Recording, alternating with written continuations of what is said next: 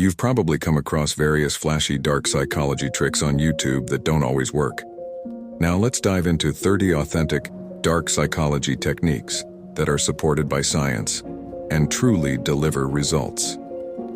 These methods are powerful and manipulative, aimed at subtly influencing others, sometimes in deceptive ways. However, they should be used with caution. Misapplying these techniques can strain relationships, break trust, and raise ethical issues. Trick 1. Name usage. Picture yourself in a busy room filled with conversations and movement. Instead of trying to wave or shout to get your friend's attention, simply use their name. For example, say, "Hey Jessica, over here." Hearing their own name immediately draws their focus. Using someone's name makes the interaction more personal and effective, helping you stand out in a crowd and making your communication clearer and more direct. Trick 2.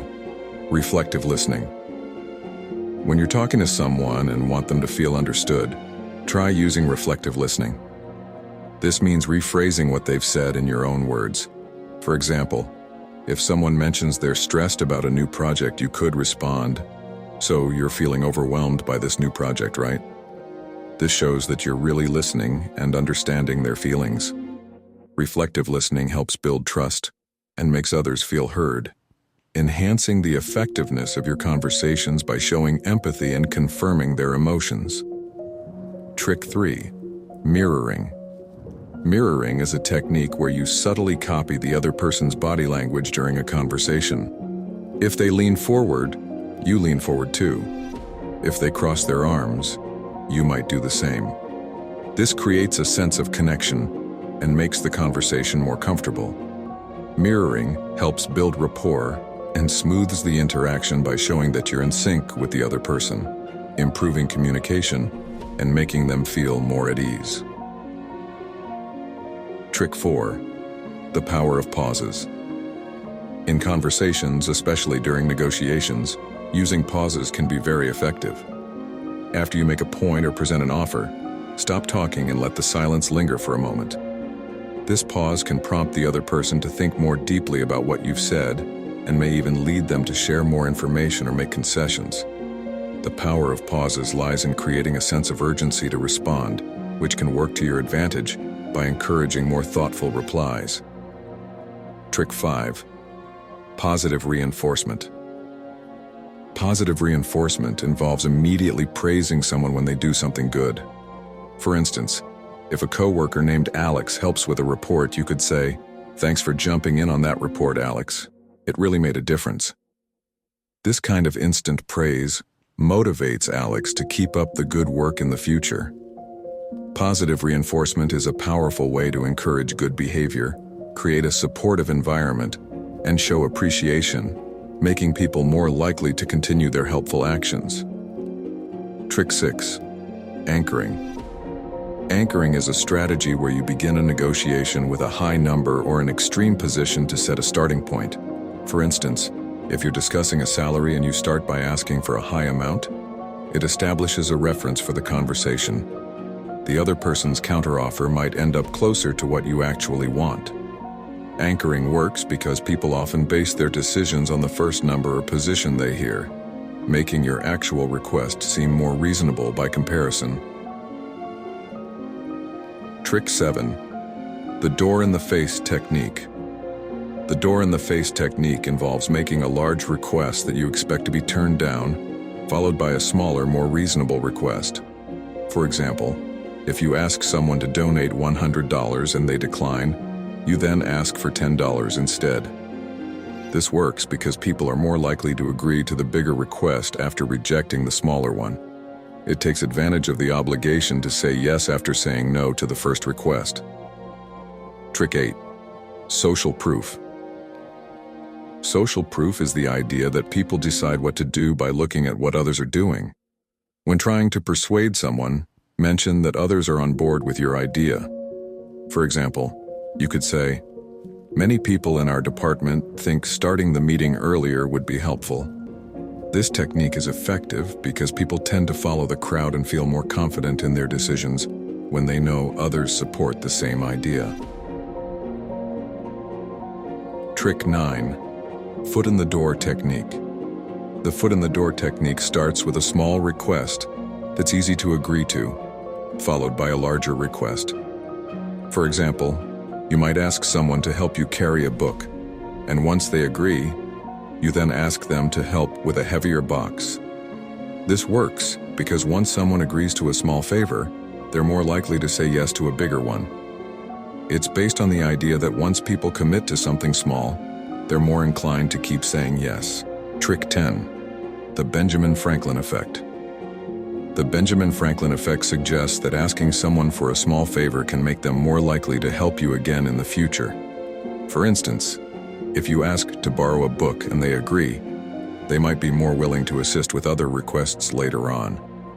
This happens because doing a favor makes people feel positive about themselves and more inclined to continue helping you. It's a simple way to build strong relationships and encourage ongoing support by using the goodwill generated from small acts of kindness. Trick 11. Emotional labeling. Emotional labeling involves recognizing and naming the emotions of others, especially in tense situations. For example, if someone seems upset, you might say, "You seem really frustrated right now." By identifying their emotion, you show that you're paying attention and that you understand how they feel. This can help calm the situation by demonstrating empathy and reducing tension. Emotional labeling makes people feel acknowledged and heard, leading to more productive conversations and solutions. Trick 12. The Scarcity Principle. The Scarcity Principle is about emphasizing that something is limited in availability to make it seem more valuable. For example, if you're selling event tickets, you might say, "These tickets are selling out fast, so grab yours while you can." This creates a sense of urgency, making people feel like they need to act quickly to avoid missing out. By highlighting that something is in short supply, you increase its perceived value and desirability. This technique is commonly used in marketing and sales to prompt quicker decisions and reduce hesitation. Trick 13. The Zynic Effect. The Zynic Effect refers to the tendency of people to remember unfinished tasks better than completed ones. You can use this by leaving something unresolved to keep others engaged. For example, you might say, "I have a great idea for the project, but I'll tell you more about it tomorrow." This approach sparks curiosity and keeps the other person thinking about what's coming next. By not revealing all the details at once, you hold their attention and increase their anticipation for more information. Trick 14. The Reciprocity Norm. The reciprocity norm is the idea that when you do something nice, like giving a small gift or compliment, people feel compelled to return the favor. For example, if you give someone a piece of candy or a kind compliment, they might feel more inclined to help you out or do something nice in return. This social norm works because people generally want to balance the kindness they receive with something in return. Using this trick can help build goodwill and strengthen relationships by encouraging mutual support and cooperation. Trick 15. The Power of Because.